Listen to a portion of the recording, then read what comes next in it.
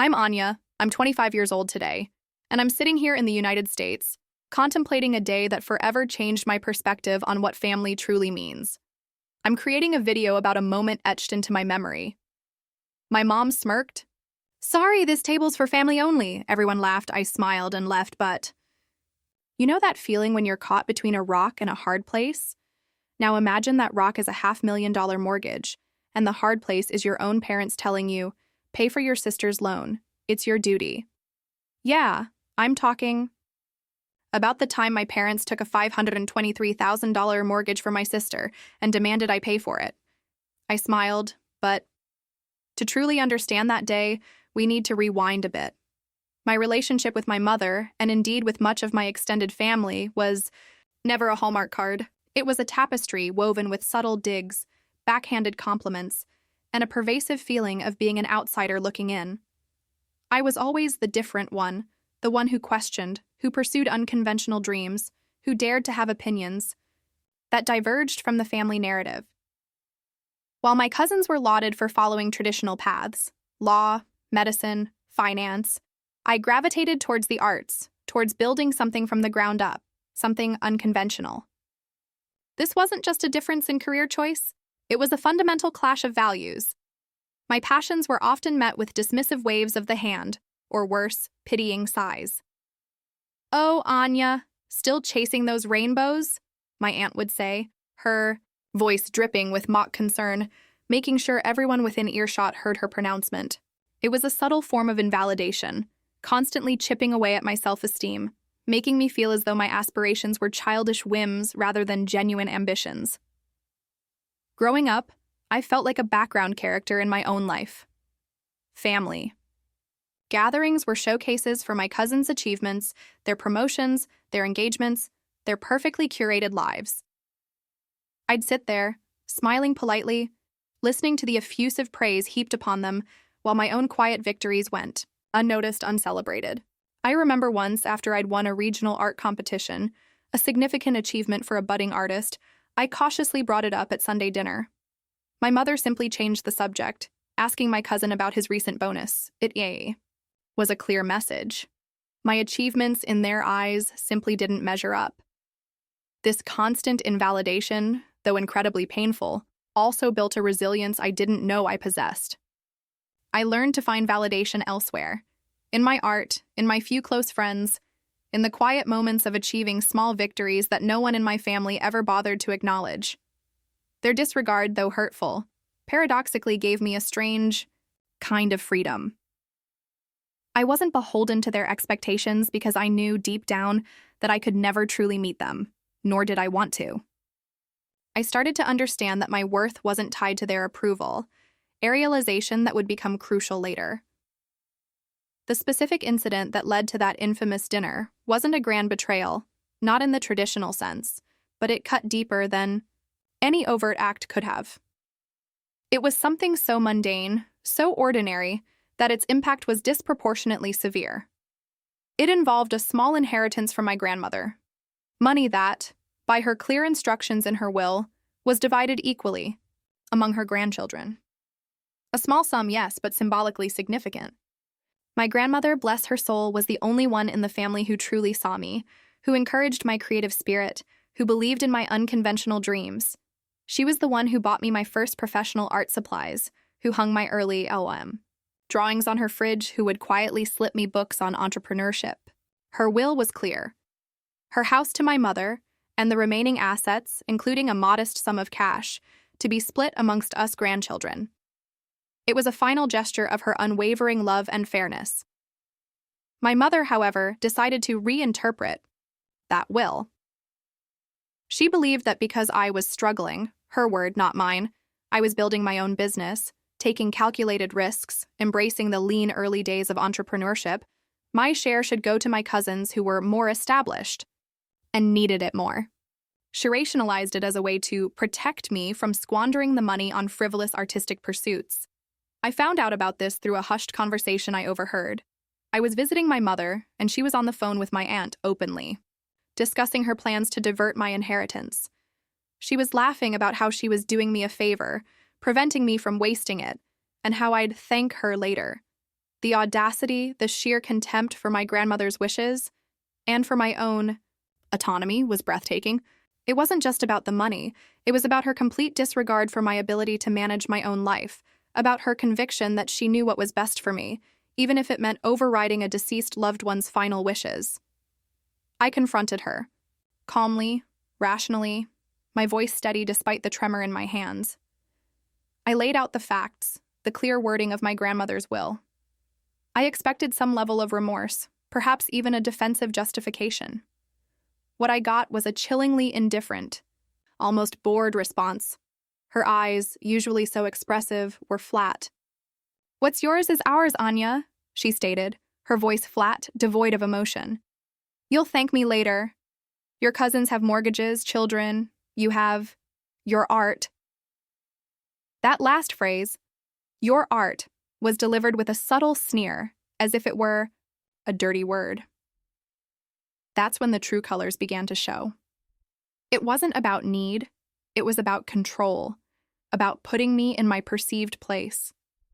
It was a cold, calculated move to strip me of any independent resources, to keep me reliant, and perhaps to remind me of my lower status within the family hierarchy. The dinner was a belated celebration for my cousin's promotion. Everyone was there, aunts, uncles, cousins, even distant relatives I barely knew. The atmosphere was jovial, almost suffocatingly so, filled with the clinking of glasses, the murmur of conversation, and the aroma of roasted lamb. I arrived somewhat reluctantly, having decided that a dignified presence was better than a dramatic absence. I told myself I would simply eat, make polite small talk, and leave as soon as decency allowed. I tried to blend in, to become part of the background noise, but I could feel my mother's eyes on me, a subtle tension in the air. As the main course was served, my mother began her performance. She launched into a long, rambling toast, ostensibly celebrating my cousin, but subtly highlighting her own perceived accomplishments and her family's values. She began recounting family triumphs, subtly highlighting my cousin's achievements, their successful careers, their perfect families, their adherence to traditional norms, making pointed remarks about those who stick with tradition versus those who wander off the path. Each phrase was a thinly veiled jab at me, a reminder of my failures in their eyes. The air grew thick with unspoken criticism aimed directly at me, a suffocating blanket of judgment. I felt everyone's eyes occasionally flick to me, then quickly away, acknowledging the elephant in the room without daring to address it. I gripped my fork, trying to breathe through the tightening in my chest. Then came the moment. The table was laden with food, overflowing with platters and bowls, but there was one empty chair right beside my mother. It was clearly my place, the one I always sat in at family gatherings. She gestured to it with a flourish, then her gaze landed on me, a condescending smirk playing on her lips, a calculated gleam in her eyes.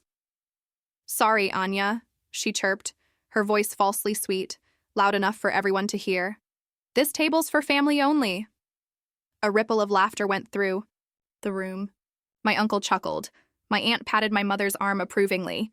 And my cousins, my own flesh and blood, avoided my gaze, some even joining in the polite tittering. It wasn't a roaring laugh, but a collective, condescending tittering, a chorus, of agreement with my mother's cruel declaration. It was a public dismissal, a deliberate, undeniable act of excommunication. For a split second, the world tilted. The familiar ache of rejection, the burning humiliation, the sting of feeling utterly alone in a room full of people I was supposed to call my own, threatened to overwhelm me. My vision blurred. I felt the heat rising in my cheeks, the familiar prick of tears behind my eyes.